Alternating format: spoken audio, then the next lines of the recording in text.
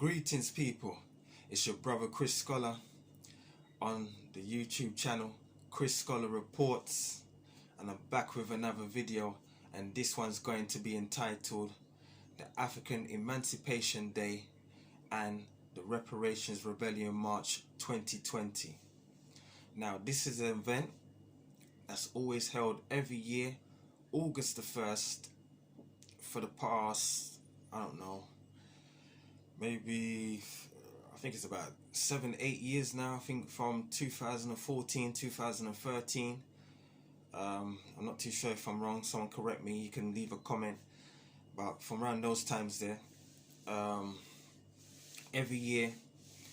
And basically it was a march that starts from Brixton, the area of Brixton in South London, so from the Windrush Square all the way to the Houses of Parliament, and to basically petition to put up an argument about getting reparations for people whose descendants of slavery in the British colonies. Yes, so slavery ended 1834 in the British colonies. So any island, any piece of South America that was controlled by the British, the slavery ended there. The slave trade, the slavery ended there. 1834. That's the date when they say it officially ended, and basically it was August the 1st. So that marks the Emancipation Day. Yeah. So basically, so this march, this event, which I think is a very good idea. Whoever put it together, I can't remember the names or the organization, but there's many people. There's a conglomerate of us, a group of people that's come together and put this thing together and made it be known, like, yeah, this is our day, and this is the day that we always gonna go up to, the Houses of Parliament, march down there, to demonstrate a unity of our people coming as one, coming together to be one voice and to be heard, and to put our argument to the Parliament, to the British government, to look into this case and to start to reconsider of how they treated this topic, this issue in the first place, because there's been a lot of denial, there's been a lot of downplay, there's been a lot of disrespect when it comes to the people whose descendants of slavery, basically. There's been a lot of excuses like it was in the past, can't you get over it? It wasn't me, I didn't do it. There's been all types of those kind of slick comments, and basically it's another way to just say, well, I'm not giving you what you asked for. Basically, I'm not doing that. I don't believe in that. And so for the past few years, each year we've been going up there from the Brixton area, marching down on the Houses of Parliament to ask for our reparations, demonstrating unity, togetherness, and a one voice. So last year, like I said, was the first time I actually made it there, because I've been meaning to go for years and years and years and years. At first I didn't know the exact date when it's happening, or I find out last minute, when I kind of research and find out, oh, it's already passed, it's already too late, I'm already a week late, then kind of things there. And or I was working, when I'm working, I'm working on that date and I can't get the time off or whatever, too much of a late notice for me to take the time off to go up there. And last year I finally made it, true say, yeah, we was already going for the COVID situation globally. That's already hit the world. But you know, during the summer last year, if you can remember, the restrictions were lifted, so it wasn't so lockdown. So the restrictions were lifted, so we had more free movement, and yeah, it was very good. There was lots of people that I recognized from the YouTube there, so let me give them a shout out from now. So man like Respect Fire Bingy, you see me? Yeah, big up yourself. Um, Shakara Speaks, he's got a YouTube channel as well. Raspek, he's got YouTube channel as well. Go and check them out. Yeah, Shakara Speaks. Jedi as well. I recognized him. Um, who else? Got Kush TV. I recognized that platform was there. I think Content Over Everything was there. So the three guys I just mentioned, they're from Content Over Everything. They usually go up to Speaker's Corner in West London to, you know, put their worldview across, their opinions, their ideas, you know, their mindset, their thought process, and to, you know, debate anyone who feels different about what they're speaking about in Speaker's Corner, you know, because there's loads of debates. I'm sure you've seen it. Content Over Everything is one of the platforms. So yeah, so big ups to them. So I saw them. Got Kush TV. Mega Man was there as well from Soul Solid. Big up. Mega Man, he came out represented. Big up to him. I even noticed Craze 24. If you can remember, the UK rapper was big on Channel U and all that stuff. You know, we haven't seen no music for him for years. You know, Bad Boy Spitter as well. You know what I mean? Shabby. He was there representing. So that was good to see people like that. Man like a Carla. You know what I'm saying? We all know about Carla. Big scholar over here. You know what I mean? Big artist. Very educated. Representing, standing up for the people. And he's an author as well. He's got a book. I got his book, The Natives. I got that, so I'm glad about that, and I'm glad to see him, and you know, let him know, big him up, and let him know, say, yeah, I got your book, and you know, seeing the works that you're doing, and big up, you know what I'm saying? So yeah, so people who had their stalls, there were stalls set up out there in the Brixton area, you know, the Windrush Square. You know, people selling food. People selling books, black books, for children, for adults, story-wise, educational, history, them kind of things there. You know, there was an ice cream business there. I think it's called Chunky's Ice Cream. Black owned, black run, and I think it's based in South London. I think their main factory is in Peckham, something like that. I'm sure. I'm not too sure. I had the flyer somewhere, but I noticed that. You know, Tuesday we're going through this pandemic situation, so people were selling masks with African prints and designs. So that was nice. You know, fly. You know, fly masks. You know, we got to switch it up and do it our own way. You know that we just got our own style. We bring our own style and our creativity to everything that we do. Yeah, so that was good. There was good speakers there. There was many speakers. I don't know their names, so apologize for that. But there was some good speakers there. I noticed like we had a black security team called like Forever Family, you know, that marched around the Brixton area, Clapham area, just to make our presence be known that, you know, today's our day and we're standing in unity. So that was good, and I think that was organised by Respect, and I think Mega Man as well, and you know, and Craze 24 was involved in that as well. So big ups to them. There was the Rasta drumming, the Nyabingi drumming, the drummers. Yeah, so that was good, and yeah, And there was even people from, surprisingly, the Hare Krishna movement, so that,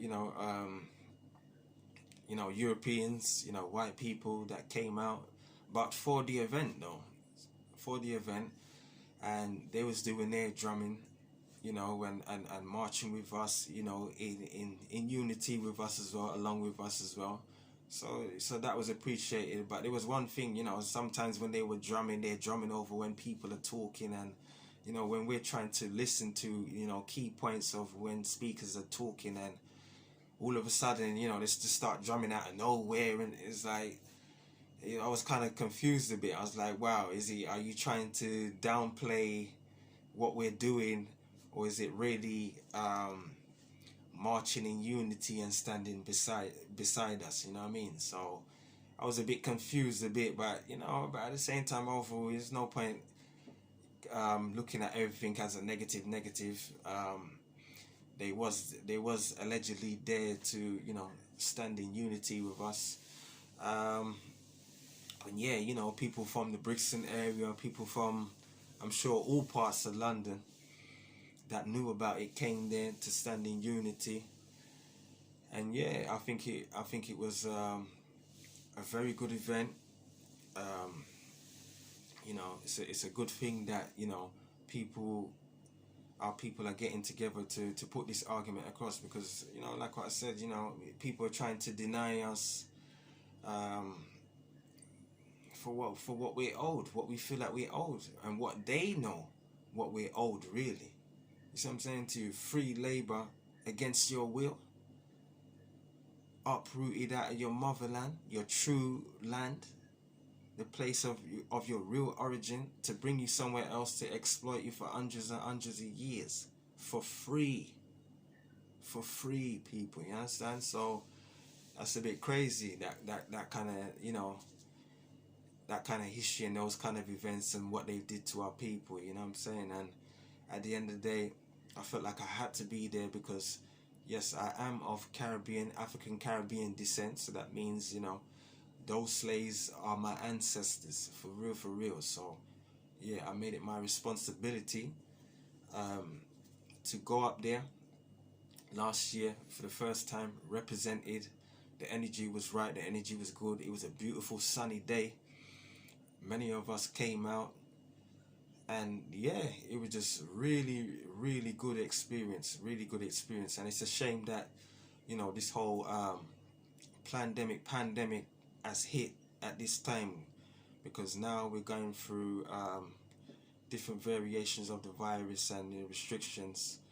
So right now we're what's it tier 5 at the moment, you know tier 5. So I'm not too sure how that's gonna play out when it comes to the summertime, if they're gonna um, lift the restrictions basically, so we can do another one this year for the 2021. Because I tell you the truth, I'll definitely be going. I'm definitely gonna be going. And you know what? And if there is an event going on, I hope whoever hears about it, yeah, make sure you're there. Make sure you're there. Let's come together. Let's make our voices heard. Because it's about time that we start to sit down with the British government, with people in Parliament, to really have this discussion about reconsidering, you know, the kind of mindset and the decisions that they're making about this subject. Because there's been, like I said, there's been a lot of downplay. You know, last year we had the Black Lives Matter movement globally. The whole globe just woke up, and it wasn't just black people. It enlightened loads of people to the injustice that we're facing when it comes to police brutality, the system, and just any types of injustice that we're facing, because we had complaints globally. There was even a march on Trafalgar Square last year as well, for George Floyd, and just for the legacy of slavery as well. There was statues coming down globally, in different countries, in America, in Britain, UK, here, um, other places. Just many places around the world. Like, people were just like, whoa, these so-called heroes of these nations, when you really check their past, they're not really heroes. They're actually terrorists. Yeah, and they committed crimes against other humans, for their own benefit, and it seems like for the most part for their enjoyment. Because they felt like they had the power to do so, and they feel like they're superior to others. So so all them kind of things there. So George Floyd, that situation that sparked, a tremendous awakening, for loads of black people, and the world at large, really, people from other communities, because, just to see what was going on in America, the whole rioting, um, across the country, because at the end of the day, people have had enough. How long is this type of things gonna go on? And there was many deaths even after George Floyd, um, Breonna Taylor, and others, many cases, people getting shot down and killed in their own house while they're sleeping, and while they're jogging and not doing nothing, not committing no crime, people just gunning them down, basically, white supremacists, white movements, white power movements, lynch mobs, you know, lynching and killing people, because that's all it is basically, when it's unprovoked attacks on people of, African descent, black people. They haven't done nothing to you, and you feel like you just want to kill them. Yeah, that's an injustice. You see what I'm saying to you? And these things have to stop. These things have to stop. But we have to unify. To make sure that we've got some security for ourselves. We stand together strong, and we voice our opinion, and we stand in unity, and we don't be afraid of nothing, and we stand up with our heads high. You see what I'm saying to you? And we make our voices heard. You see what I'm saying? So yeah, them kind of things there. So the Black Lives Matter movement sparked up a lot of things, and yeah, so going back to the reparations march, so those things kind of tie into it too, because we had our marches here too, and there was even like um a so-called counter protest. You know what I mean? A so-called counter protest. We're trying to stand up for our rights, like what Bob Marley said. We're trying to get up and stand up for our rights, and you got so-called counter protests. What's a counter protest? We're not attacking nobody. We came in peace. Again, we just wanted to voice our opinion, and it's like people from other parts of the country in Britain, like outside of London, and maybe even certain Londoners slyly, joining up these counter protesters to come start trouble basically and fight. And what I noticed, there was a lot of police out there. There was a lot of police presence out there. Um, Obviously, because when it comes to black people, there's always a lot of police, in the events where we're at, especially when it's a large gathering. Even at the reparations march, there was loads of police there, but at the same time, I ain't gonna lie, it was respectful for the time that I was there.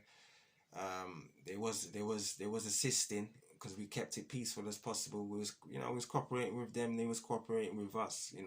So it was respectful. But when it came to the protests in Trafalgar Square last year, there was kind of, well, not kind of, there was, everyone saw it. They was fighting against us. People standing up trying to voice their opinion, and protesting, and police are being a bit rough with them, rough handling them a bit rough. And but I noticed when the other group, the opposition, when they're coming down And when they gathering up in big numbers, the police ain't doing nothing. You understand? So it's like it's kind of the police kind of look like they was on the side of the counteract protesters. You see what I'm saying to you? The counter protesters. It's like they was more on their side, more than being on our side, or just not even being on the side necessarily, just to make sure that everything is secure and safe for everybody. You understand? So it's kind of crazy. So right now there's an awakening going on in the world. Many things going on. Even in America. Last year, I think it was the 99th anniversary of the Tulsa, Oklahoma, basically race attack, race riot. Race attack really. Basically, Tulsa, Oklahoma, Greenford, was a black town. So this is like 50 years after slavery. Black people um, managed to establish their own towns, because everything was segregated at that time. They didn't want black people in their towns, in their businesses, in their establishments, anything to do with whites. White people didn't want black people involved in it. So we had to do our own thing. So places like Greenfield, Tulsa, Oklahoma, and other black towns too, but Tulsa, Oklahoma is always remembered because of it stands out the most. That story, I think, is documented best, the most. And basically, their town was burnt down within a day. um you know I think it was a situation of a black man troubling, allegedly troubling a white woman or something like that, and you know um uproar happened. you know uh, um the black man got arrested, um wrongfully, what our people are saying from our perspective, wrongfully, or they wanted to lynch him actually. And so black people heard about this, came down with their guns. They were armed because they had the right to carry firearms.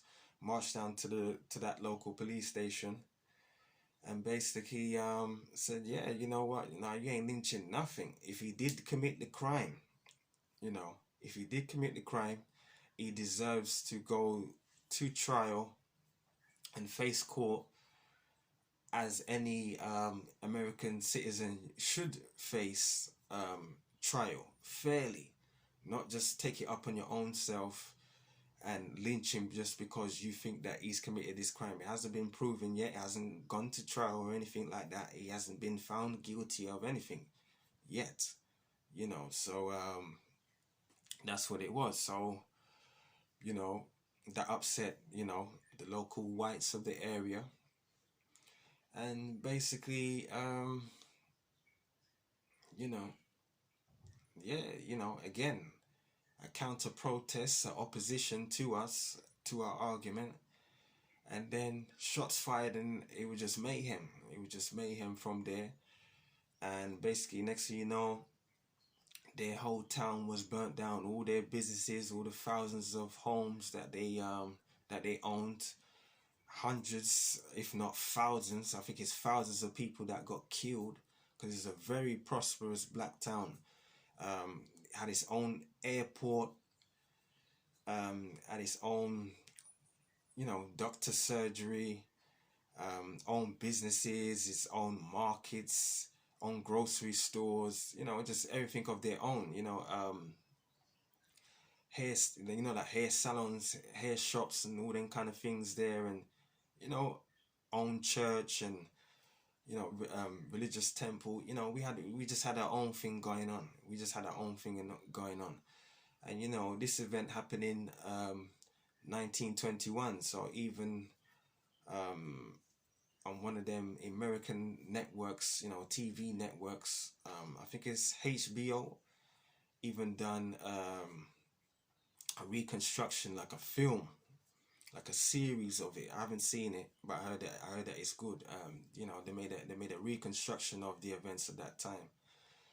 Um, you know, before basically the anniversary of when it happened, before the 99th year mark.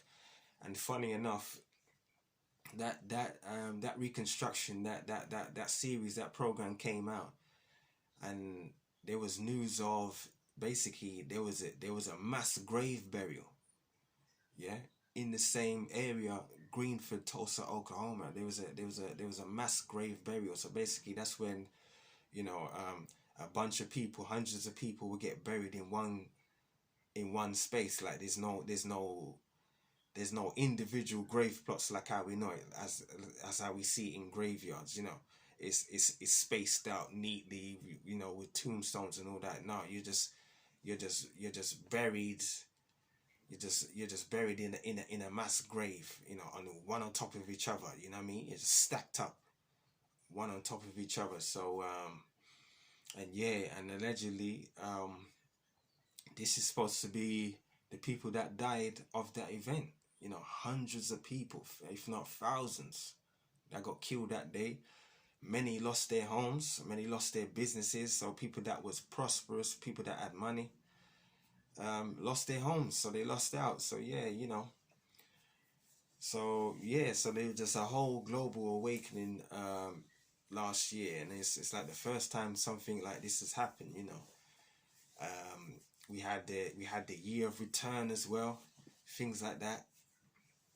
The year of return throughout the whole of 2020. You know, people going back to Ghana and other parts of Africa, but specifically Ghana, because Ghana was the one who was holding that event. It was a year event, a year celebration, and basically to say, yeah, come home and see the motherland, see what Africa is about. Come home to even stay, you know. So, or even just to come, just to visit and see, but you know, just to be a part of the event, you know, and that was good. And you know, so there's a whole global awakening for us, and you know, and I got to be at, you know, the Emancipation Day and Reparations Rebellion March last year. So it was very good. It was very insightful.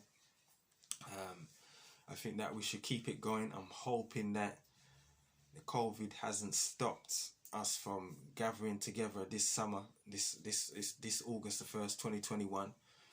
So we can keep the argument going, because at the end of the day, we can't give up. We can't just be like, oh, they're not going to pay us. We know that they don't want to pay us, but we must keep the argument going. And yeah, so that's just my thoughts on that event. So yeah, I'm gonna end the video there. So I hope you like the video. If you like the video, share the video, subscribe to the channel, and if you can, hit the notification bell if you subscribe, and press all. Yeah, because if you press all, you will get all the content of what I'll release. So you'll always, you know, be in touch. You'll always get the exclusives. You will always get it right away as soon as I upload a video. And yeah, so what I'm going to do as well, I'm going to upload a video of the event last year, of the Reparations March, because I've got a couple clips, but I'll put one or two. And yeah, so people, once again, thank you for your time. It's your brother Chris Scholar on the channel Chris Scholar Reports, and I'm out. Bless up.